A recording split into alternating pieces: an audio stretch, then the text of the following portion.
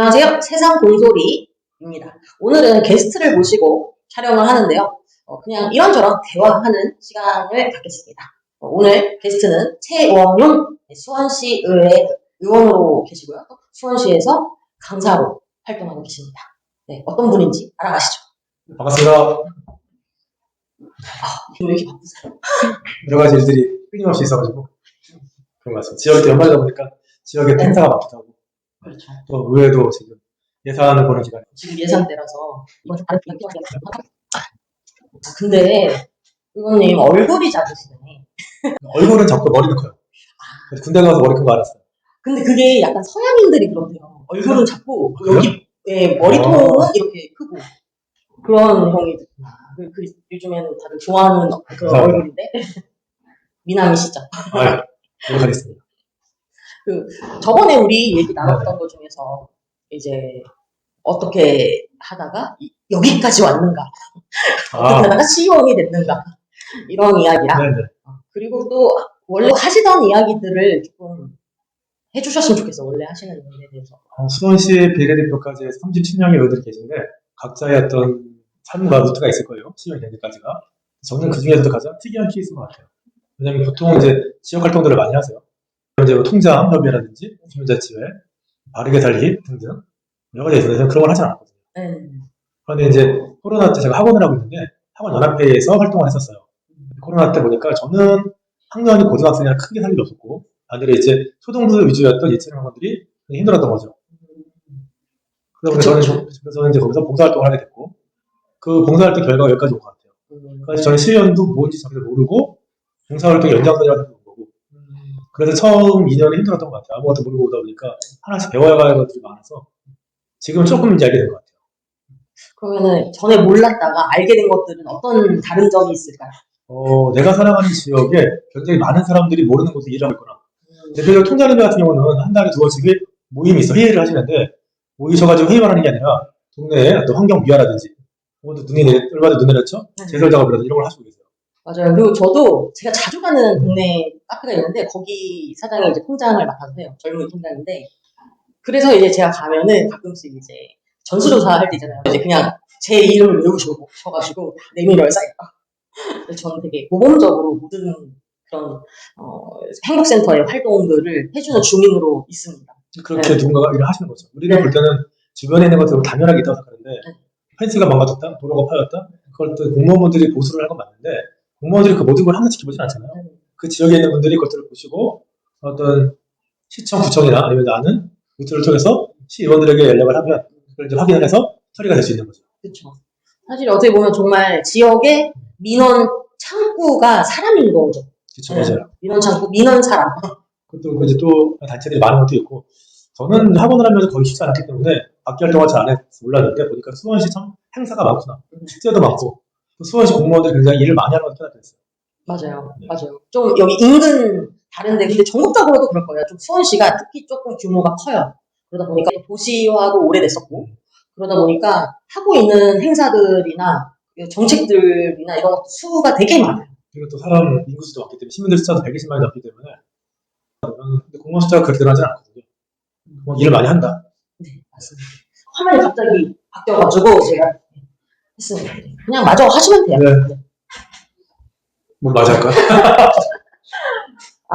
그러니까 저는 사실 가장 좀 알리고 싶은 게 뭐냐면 지역 사회에서 이제 주민들이 이런 시에서 하는 것, 시의회 이런 지방의회들을 잘 모르시는 분들이 많아요. 그러니까 사실상 그냥 명분으로 뽑아놓은 거 아닌가라는 그런 생각도 많이 하실 것 같고 그래서 실제로는 열심히 하시는 분들도 많다라는 것도 좀 아셔야 그래야 제대로 투표도 하시고 뭐 민원 같은 것들도 창구를 쉽게 찾을 수 있으시고 다양한 어쨌든 지역의 유익거리를 위해서는 같이 주민과 이제 시의원님들 같이 해야 하는 것들이 많으니까 좀 그런 부분에 있어서 우리 의원님은 좀 우리가 일반적으로 생각하는 그런 뭐랄까 되게 관습적인 모형의 의원은 아닌 것 같아요. 이게 뭐가 있냐면 의원이라면 왠지 뭔가 좀 권력자인 것 같은 지역 유지인 것 같은 혹은 어떤 갑질을 하는 것 같은 그렇게 예전에 있었을 것 같아요. 예전에 뭐 지역 유지분들이 나왔었고, 예전에,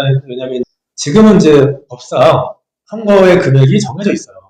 얘기 들어보면 옛날에는 그런 게 없었기 때문에 또 공천도 아니었다 그러더라고요. 정말 지역의 유지인분들만 나왔던 것 같아요.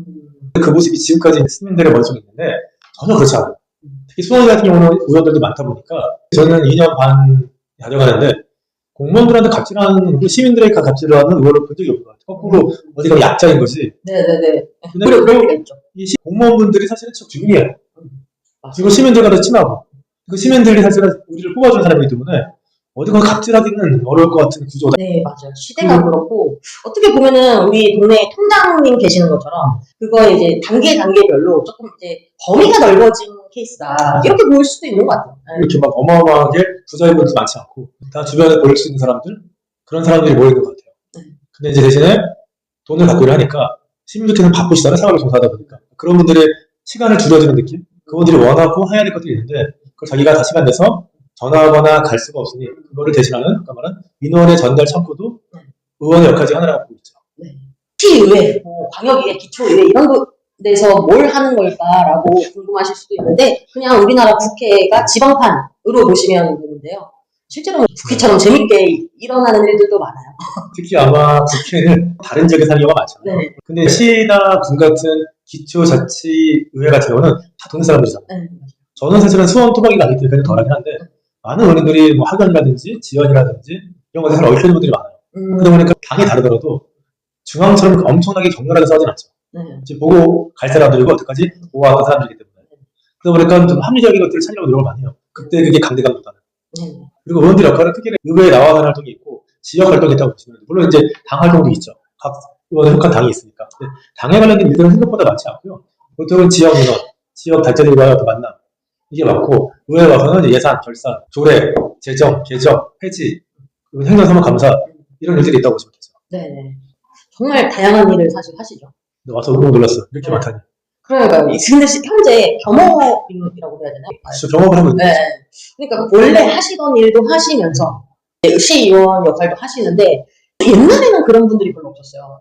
전업이 그냥 의원직이었는데 약간 유럽 스타일로 요즘에 많이 권하는 거예요. 유럽에서는 자기 일도 하고 또 의원직 일도 하고 뭐 그게 연결되는 분야도 있는 경우도 많고 젊은 사람들이 들어오려면 사실은 40대 남자가 의회에서 버는 돈을 갖고 생활을 한다는 건 쉽지 않아요. 뭐 수원시가 그 기초자치 의회 중에서는 많이 올라요. 그래서 사실 그걸 가지고 가족들을 건사하기 쉽지 않죠. 그러다 보니까 나이가 젊은 친구일수록 경험을 하게 돼 있죠. 이해충돌 차원에서 관련된 상임부서는 가지 않는 걸로 돼 있어요. 저는 학원을 하고 있기 때문에 학원인과 관련된 교육이 관련된 문화체육교육 상임에 제가 못 들어가요.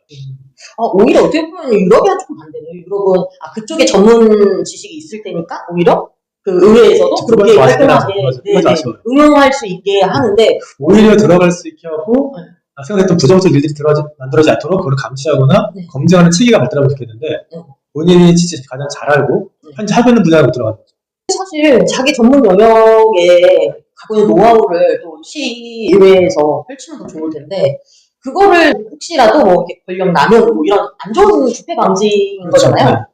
그렇다면 지금 드는 생각이 그러면 의회를 또 이렇게 감시하는 거는 관찰하는 거는 사실 의회는 집행부 시청을 견제 감시하는 역할을 하잖아요. 그러면은 그럼 제가 해야겠네요. 저 기자니까. 시민들과 기자분들께서 감시하셔가지고 대신 이제 의원들은 사흘 한 번씩 검증을 받죠. 그렇죠. 그게 이제 투표로 검증이 되는 건데. 근데 이게 또 아쉬운 게 있어요. 왜냐면 실제로 열심히 하는 분들이 있고 사람마다 차이가 있으니까. 근데 열심히 한다고 그걸 더 알리는 사람도 있고 성향상 그렇지 않은 사람도 있기 때문에 이거를 조금 기자분들이나 시민들이 더 알아야 좋겠는데 이게 아무래도 지방이다 보니까 시민들이나 기자분들의 관심도가 떨어지지 않나. 맞아요. 중앙에 대통령이든 국회의원이든 이런 사람들의 이야기들이 사실 대부분 뉴스에 쉽게 나오고 그런 사람들 이야기조차도 사실 되게 정보가 벅차요. 그쵸, 맞아요. 네, 중앙 정치의 이야기도 너무 벅찬데 내가 사는 지역까지 하면 너무 조금 과부하 같은 그런 느낌도 있고 잘 모르니까 접근도 더 어렵고 언론도 사실은 뭐 이거는 조금 뭐 편집해도 되는 얘기지만 저는 지금 이제 그거 말고도 그냥 좀 캐주얼하게 좀 대화가 좀 잘 되는 그런 콘텐츠도 있었으면 좋겠다. 그래서 게스트 섭외에서 되게 고민을 많이 했어요. 내가 뭔가 지역분들을 섭외하고 싶은데 그 중에 좀 유튜브에 잘 어울리시는 분이 뭘까? 우선은 딕션이 좋은 분. 그리고 그리고 잘생기신 분. 그리고 노력해야겠네요. 네. 진짜 많이 나왔어요. 그리고 우선 너무 이렇게 딱딱하지 않고 너무 관습적이지 않고 예, 좀 편안하게 다가갈 수 있는 분. 그러면서도 좀 그런 지역 현안들도 많이 알고 또 다양한 이야기들을 또 함께 나눌 수 있는 그런 것들을 원했거든요.